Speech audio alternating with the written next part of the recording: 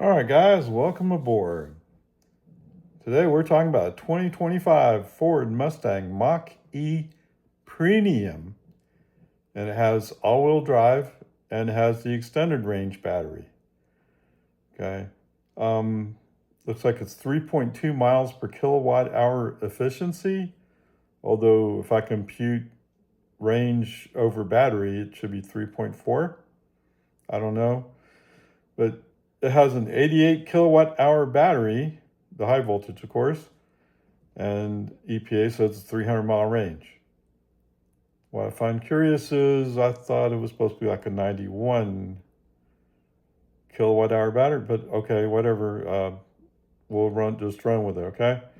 So for today's trip is the domain, 98 miles, 18 kilowatt hours used, $1.98 worth cost of energy. And we used about 5.2 miles per kilowatt hour.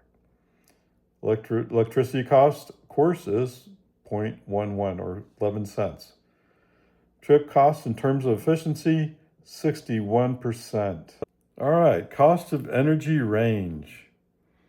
In this case, we're just taking the 18 kilowatt hours and multiplying that by the 3.2 miles per kilowatt hour.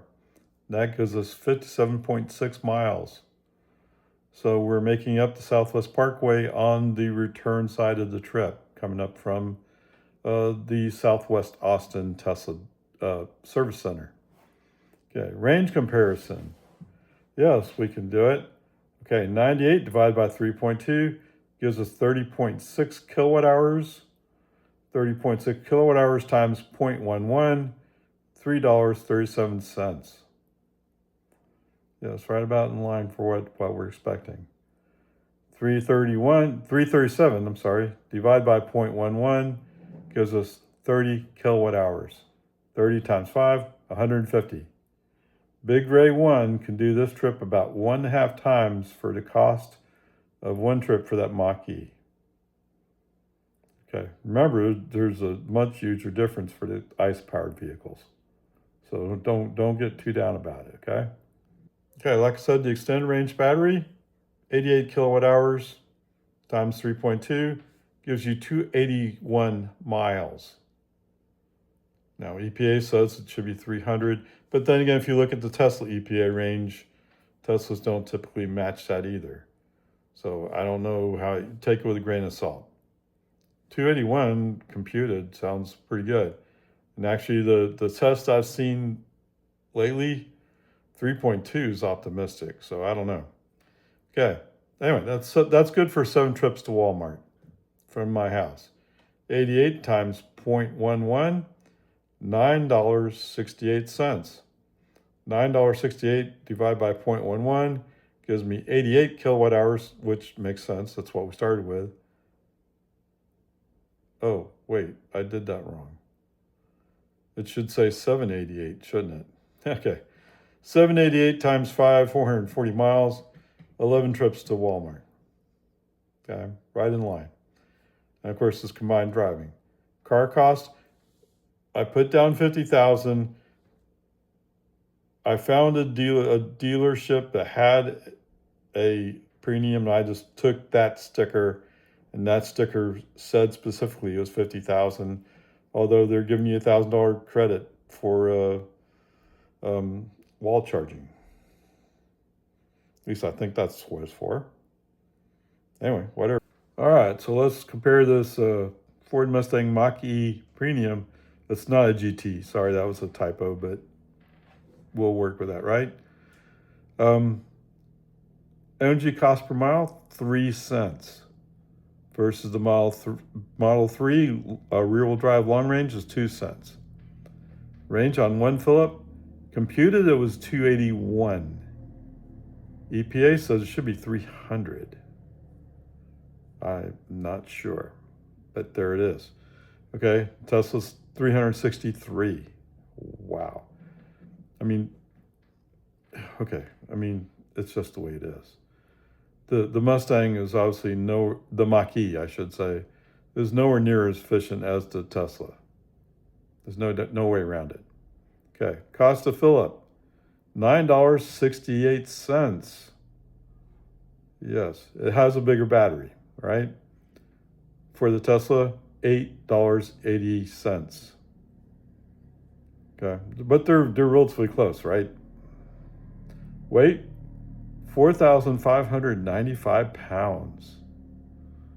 That Tesla Model 3 is 3,582 pounds.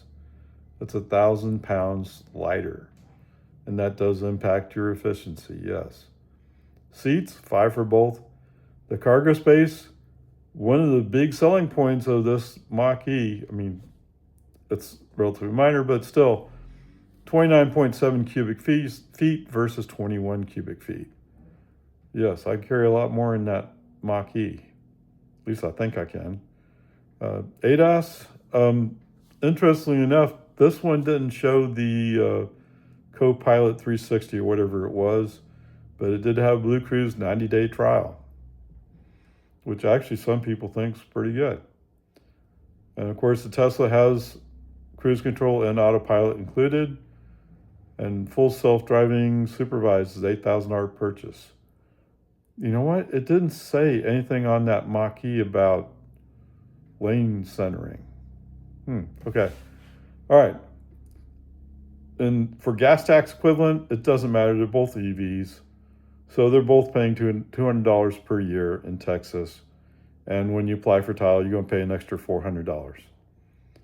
Okay. Retail cost, $50,000 for that Mach-E Premium. For a Model 3 rear-wheel drive long range, $42,000. I'm thinking that the Model Y was up around $47,000. It's a closer competitor. Planning manufacturer is Ford's plant down in Mexico. They also produce the electric motors there, which surprised me. I thought they bought them, but I guess they're trying to learn their lessons from Tesla. And that's good. All right, and the Tesla Model 3 made in Fremont. Number 21 on the All-American list. 0 to 60 time? Yes, this Mach-E moves somewhat, doesn't it? 4.1 seconds. Compare that to 4.2 seconds for Big Ray 1.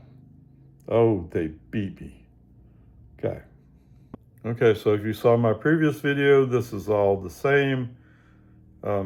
And as always, you do your own view. It's a 5-star. Okay, so what? A lot of green marks. There were some structure notes. I guess if you rolled over, it doesn't sound good. But it does look good most crash situations. Just there's some passenger injuries that may occur. And frontal crash, I'm saying it's a 4-star. Oh, they didn't look at the one on this one. I think it's the same. But there you go. All right, so what do I say here? I mean, one of the out-of-spec reviews, Kyle, was saying, I don't get, why would you buy a Mach-E? And yet he knows why you'd buy a Mach-E, right? I'm facing the same kind of question. Logically, I want to say why, but when I look at it, it's actually interesting. All right, so the first thing on my plate is the efficiency. Oh, come on, dude. I mean, they have added a heat pump. They're using what I think of as relatively narrow tires, but that's because I have a Tesla, right? I mean, but if I remember right, a 355. I may have that wrong. I mean, the tires of my Model 3 probably aren't all that much wider than the Mach-E, but it feels like they are. I don't know. But the efficiency.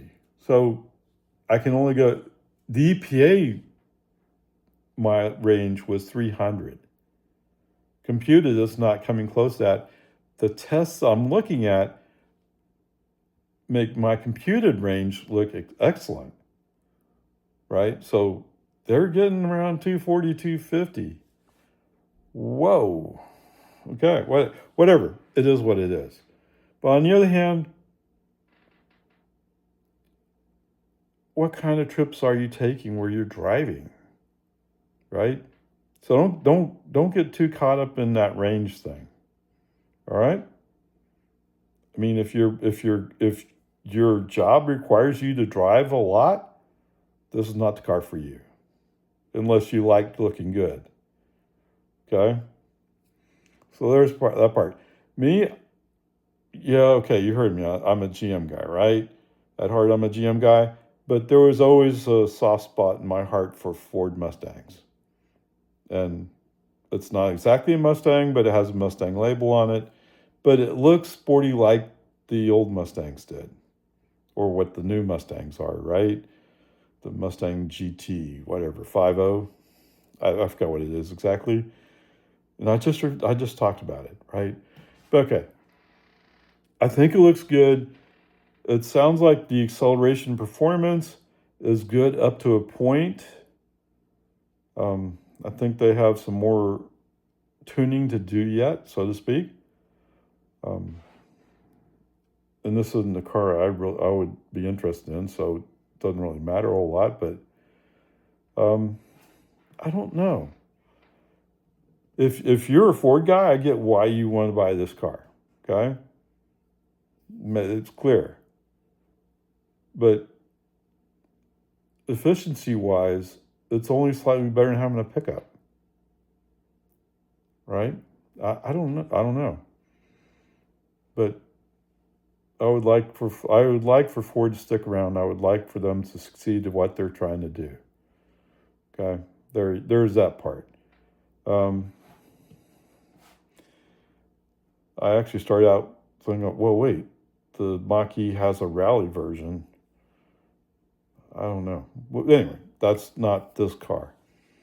So this car, would you get this car versus the I forgot what the name of it was. The Select. Or would you rather get the Select? For what I do, no, I would want a Premium over a Select. But you can put the same options on the Select as you can on the Premium. Oh, I didn't go back and check to see what's the difference between the two. I mean, no, I know the difference between the price between the Premium, the Select I looked at, and the Premium. So right away you start with all-wheel drive. Number two, you start out with the extended range battery. So already those two things are probably the price, almost the price right there. No, it's not. So there's more to it than that. But I didn't see much else that gave me a separation. But I wasn't looking for it very closely. Okay, whatever. Peace and harmony. Here's the bottom line. Say you live in Lago Vista, you drive into Austin for work. Okay? That would be sort of equivalent to doing my Walmart round trip. 40 miles.